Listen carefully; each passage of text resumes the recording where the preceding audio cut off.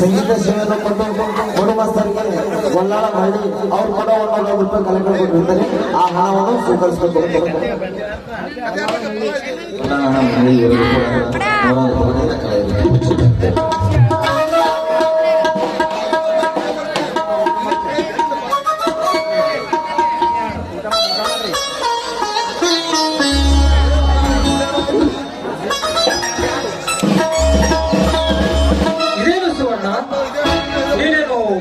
ಕಟ್ಟಿಕೊಂಡು ಬಂದಿರುವೆಯಾ ಅಥವಾ ಖಾಲಿ ಸಾಮಾನುಗಳನ್ನು ಕಟ್ಟಿಕೊಂಡು ಆಟವಾಡಲು ಬಂದಿರುವೆಯಾ? ಏನಿಲ್ಲ ರೀ, ಅದು ನಾನ್ ದಾರಿಯಲ್ಲಿ ಬರ್ಬೇಕಾದ್ರೆ ಈ ಊರಿನ ಗೂಳಿ ಒಂದು ಬೆನ್ನು ಹತ್ಬಿಡ್ತು. ಅದನ್ನ ತಪ್ಪಿಸ್ಕೊಂಡು ಬರ್ಬೇಕಾದ್ರೆ ಬುದ್ಧಿ ನೆಲಕ್ ಬಿದ್ದು ಮಣ್ಪಾಲಾಯ್ತು ಸ್ವಾಮಿ. ಈಗ ಇರ್ಲಿ, ನೋಡಿಕೊಂಡು ಬರಬಾರದೆ, ಮನೆಗೆ ಹೋಗಿ ಊಟ ಮಾಡಿ ಬಂದರಾಯ್ತು.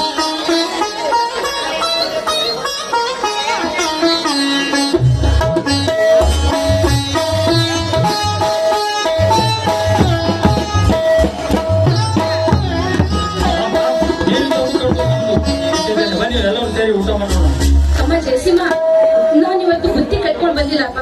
ಬನ್ನಿ ಮನೆಗೆ ಹೋಗಿ ಊಟ ಮಾಡ್ಕೊಂಡು ಬರೋಣ.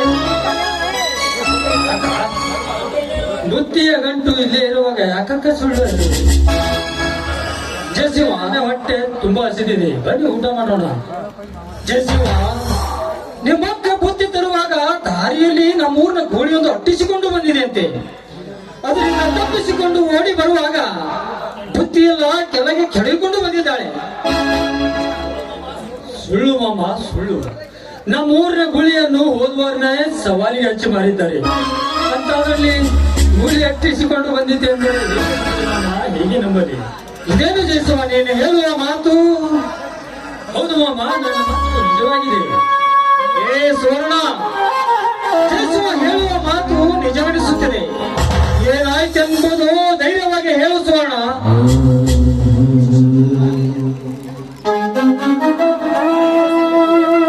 ಅಕ್ಕ, ನಿಜ ಸಂಗತಿ ಏನೆಂದು ನೀ ನನಗೆ ಹೇಳದಿದ್ದರೆ ಈ ನಿನ್ನ ತಮ್ಮನ ಆಣೆಯಾಗಿದೆ.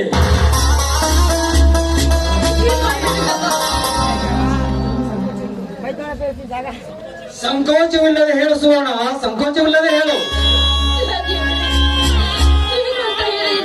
ಕೆಟ್ಟ ಘಟನೆಯಿಂದ ಸ್ವಾಮಿ, ನಾನಿವತ್ತು ಬುತ್ತಿ ತೆಗೆದುಕೊಂಡು ಬರ್ಬೇಕಾದ್ರೆ ಒಬ್ಬ ದುಷ್ಟ ನಡು ದಾರಿಯಲ್ಲಿ ನನಗೆ ಬಾಯಿ ಬಂದಂತೆ ಮಾತಾಡಿದಂತೆ ನನ್ನ ಕೈಯಿಂದ ತೆಗೆದು ನನ್ನ ಶೀಲನ ಬುತ್ತಿಯಿಂದ ಕೇಳ್ದ ಸ್ವಾಮಿ, ಶೀಲನ ಬುತ್ತಿಯಿಂದ ಕೇಳ್ದ.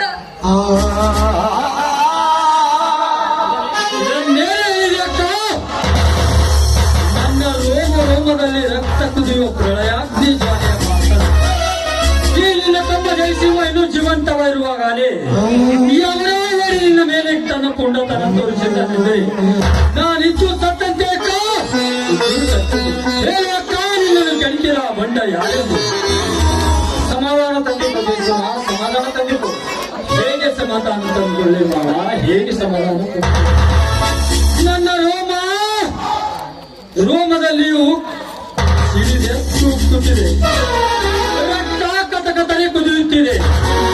ನನ್ನಕ್ಕಳ ಮೇಲೆ ಕಣ್ಣು ಹಾಕಿದ ಕಟುಕನ ಕಂಡು ಕಿತ್ತಿ ಅವನ ಶಿರ ಕತ್ತರಿಸಲು ಹೇಳಕ್ಕ ಇದನ್ನು ಕೆಣಕಿದ ಬಂಡ ಯಾರು ಎಂದು ಇಷ್ಟಕ್ಕೆಲ್ಲ ಕಾರಣೀಭೂತ ಯಾರು ಅಲ್ಲ, ನಮ್ಮ ಹುಟ್ಟು ಕುಲ ಬಯಲಾದಂತಹ ಆ ನೀಚ ವೀರಭದ್ರ.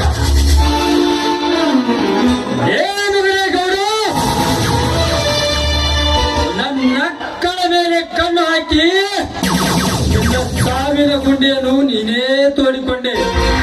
ಹಿಂದೆ ನಮಗೆ ಸೇರಬೇಕಾದ ಆಯಿಲ್ ಮೇಲನ್ನು ಕಳ್ಳತನದಿಂದ ಸಹಿ ಹಾಕಿಸಿಕೊಂಡು ನಿನ್ನ ಹೆಸರಿಗೆ ಮಾಡಿಸಿಕೊಂಡಾಗಲೇ ನಿನ್ನ ಚಿರ ಕಡಿದು ನನ್ನ ಎದೆಯಲ್ಲಿ ಉರಿಯುತ್ತಿರುವ ಕೋಪದ ಕೆಂಡವನ್ನು ನಂದಿಸಿಕೊಳ್ಳಬೇಕು. ಆದರೆ ಇಂದು ನೀನು ನನ್ನ ಅಕ್ಕಳ ಮೇಲೆ ಕಣ್ಣು ಹಾಕಿ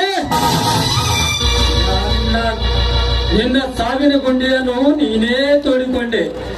ಏ ಮುಗಿದೇಗೌಡ, ನೀನು ಅತಳ ವಿತಳ ಪಾತಾಳದಲ್ಲಿ ಅಡಿಗೆ ಕೂತಿದ್ದರು ನಿನ್ನನ್ನು ಹೊರ ತೆಗೆದು ನಿನ್ನನ್ನು ಕರೆಯಲು ಬಿಡಲಾರೆ ಈ ಜಯಸಿಂಹ.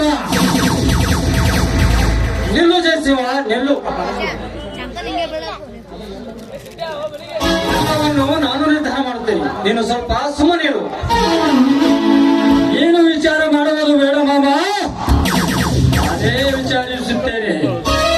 ನನ್ನ ಅಕ್ಕಳ ಮೇಲೆ ಕೆಟ್ಟುಕೊಂಡು ಹಾಕಿದ ಕಟ್ಟುಗನ ಕಣ್ಣು ಕಿತ್ತಿ ಅವನ ನರನಾಡಿಗಳನ್ನು ಕಿತ್ತು ರಕ್ತ ಕುಡಿಯಲು ಬಿಡುವುದಿಲ್ಲ ಈ ಜಯಸಿಂಹ. ನಡೆದೆಲ್ಲ ನಡೆದು ಹೋಯ್ತು, ಅದೆಲ್ಲ ಒಂದು ಕೆಟ್ಟ ಘಟನೆ ಅಂತ ತಿಳಿದು ಇಷ್ಟಕ್ಕೆ ಮರೆತು ಬಿಡಪ್ಪ, ಮರೆತು ಬಿಡು. ಎಂತ ಹೇಳಿತಂದ ಮಾತನಾಡಿದ ತಾಯಿ. ಇದನ್ನು ಇಲ್ಲಿಗೆ ಬಿಟ್ಟರೆ ನಾನೇ ಗೌಡ ಬಂದು ನಿನ್ನನ್ನು ಒಪ್ಪಿಕೊಂಡು ಅದನ್ನು ನೋಡಿ ಕೈಲಾಗದ ಚಂಡನಂತೆ ನಾನು ಕೈ ಕಟ್ಟಿಕೊಂಡು ನಿಲ್ಲಬೇಕು. ಅದೆಂದಿಗೂ ಈ ಜಯಸಿಂಹನ ಜೀವಮಾನದಲ್ಲಿಯೇ ಇಲ್ಲ. ಲೇ ಗೌಡ, ಈಗ ಬರ್ತೀನಿ. ನಿನ್ನ ರುಂಡ ಕಡಿದು ನನ್ನ ಆಯಿಲ್ ಮೇಲೆ ಮರಳಿ ಪಡೆಯುವುದಕ್ಕೆ ಆ ಗೌಡನ ರುಂಡ ತರ್ತೇನೆ. ನಿಲ್ಲು. ಆ ಗೌಡನಿಗೆ ನಾನೇ ತಿದ್ದಿ ಬುದ್ಧಿ ಹೇಳುತ್ತೇನೆ. ನನ್ನ ಸ್ವಲ್ಪ ಮಾತನ್ನು ಕೇಳು. ತಿದ್ದಿ ಬುದ್ಧಿ ಹೇಳಲು ಇದು ಕಲಿಯುಗ, ವ್ಯಾಪಾರ ಯುಗವಲ್ಲ. ತಿದ್ದಿ ಬುದ್ಧಿ ಹೇಳೋದಕ್ಕಿಂತ ಹತ್ತು ಬುದ್ಧಿ ಕಲಿಸಿದರೇನೆ ಗೌಡನಂತ ಬುದ್ಧಿ ಬರುವುದು. ಆ ಗೌಡನ ಸೇಡು ನಮ್ಮ ಮೇಲೆ ಇದ್ದರೆ ಅವನು ನಮ್ಮನ್ನು ಕಡಿದು ಎಳೆಗೆ ತುಂಬಿದರೂ ನನಗೆ ಚಿಂತೆ ಇರಲಿಲ್ಲ. ಆದರೆ ಇಂದು ಆ ಗೌಡ ನನ್ನ ಅಕ್ಕಳ ಮೇಲೆ ಕಣ್ಣು ಹಾಕಿದ್ದಾನೆಂದರೆ ಇವತ್ತು ಆ ಗೌಡ ಇರಬೇಕು, ಇಲ್ಲ ಜಯಸಿಂಹ ಇರಬೇಕು. ಬರ್ತೀನಿ ಮಾಮ, ಆ ಗೌಡನ ರುಂಡ ತರ್ತೀನಿ. ನೋಡು ಜಯಸಿಂಹ, ಆ ಗೌಡನೊಬ್ಬ ಹೆಣ್ಣು ಹುಲಿಗಳಲ್ಲಿ ಗಂಡು ಹುಲಿ ಇದ್ದಂತೆ. ಅವನನ್ನು ಎದುರಿಸೋದು ಅಷ್ಟೊಂದು ಸುಲಭದ ಮಾತಲ್ಲ. ಸಮಯ ನೋಡಿ ನಾವೇ ಅವನನ್ನು ಎದುರಿಸೋಣ. ಆ ಗೌಡನೊಬ್ಬ ಹೆಣ್ಣು ಹುಲಿಗಳಲ್ಲಿ ಗಂಡು ಹುಲಿ ಆದರೆ ಆ ಗೌಡನಂತ ಬಂದ ಶ್ರೀಮಂತರಿಗೆ ಇಂದಿನಿಂದ ಈ ನಿನ್ನ ಅಳಿಯ ಹುಡುಗರಿದ ಹುಲಿಯಾಗಿ ಆ ಗೌಡನ ರಕ್ತ ಕುಡಿಯದೆ ಬಿಡುವುದಿಲ್ಲ ಈ ಜಯಸಿಂಹ. ಬರ್ತೀನಿ ಮಾಮ, ಆ ಗೌಡನ ರುಂಡ ತರ್ತೀನಿ.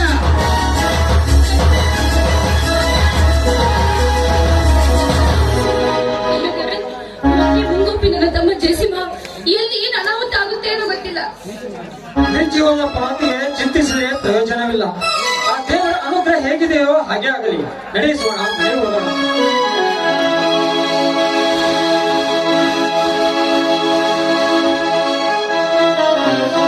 ಸಂಚಾರಿಯಿಂದ ಆಗಮಿಸಿದಂತಹ ವಿಠಲ್ ಸಂಚಾರಿಯವರು ಈ ಪುಟ್ಟ ಕಲಾವಿದೆ ಅಲ್ಪ ಕಲೆಯನ್ನು ಕಂಡು 500 ರೂಪಾಯಿ ಕೊಟ್ಟಿದ್ದಾರೆ. ಆ ಕಲಾವಿದ ಮಕ್ಕಳಿಗೆ ತುಂಬಾ ತುಂಬಾ ತುಂಬಾ ಅವರಾಗಿದೆ.